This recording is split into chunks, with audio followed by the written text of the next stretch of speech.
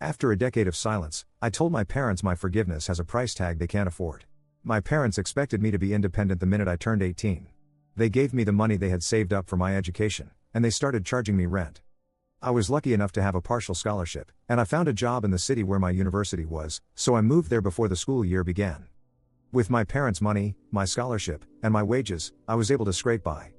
I rarely, if ever, spoke with my parents. I was kind of busy.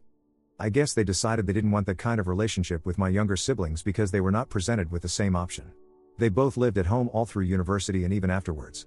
I'm 34 now with a decent job and a great girlfriend whom I will be marrying this summer. I sent my parents and siblings an invitation. They called me to ask why they were not involved in the wedding.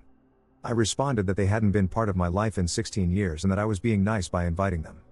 They said that they acknowledged that they made mistakes when I was young, and that it was in the past, and that I should get over it.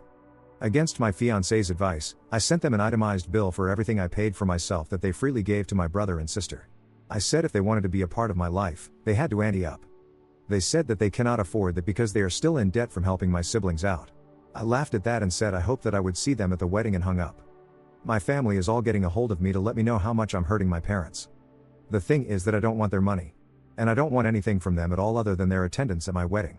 If they can't do that, then I'm fine with our yearly phone call. Am I the asshole? Commenter, NTA. Maybe the itemized bill was a bit much, but I imagine it was cathartic for you.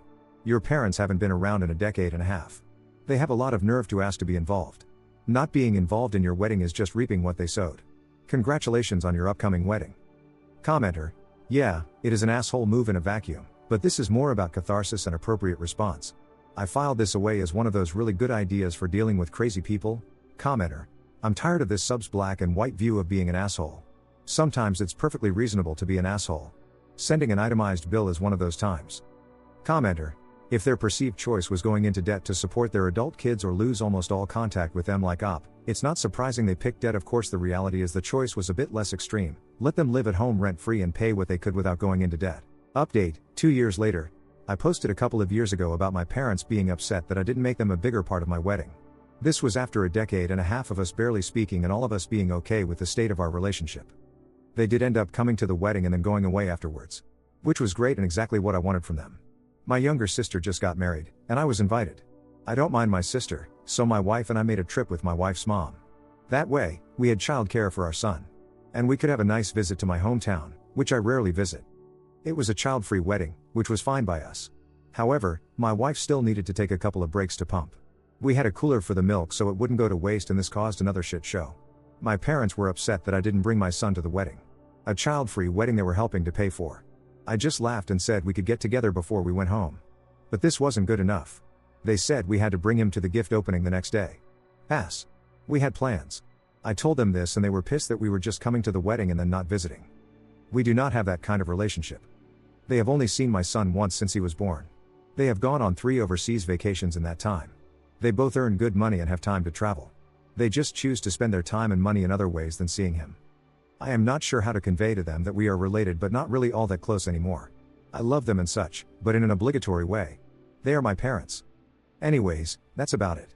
They seem to have forgotten my facetious offer to sell them my forgiveness. My brother still lives at home. Rent-free.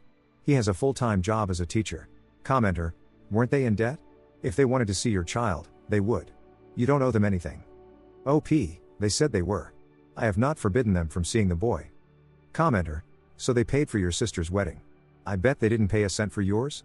Looks like it hasn't changed in 20 years, you can't choose your family, I suppose. Commenter, don't be shocked to find that you, and not your siblings or their own savings, are their retirement plan. OP, that's not going to happen.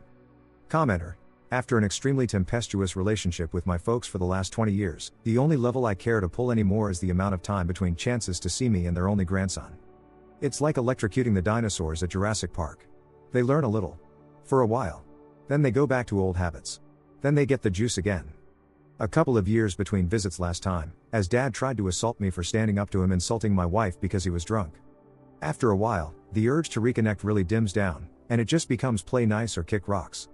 You sound like you've got your head screwed on, man. Hope it doesn't harm your peace any.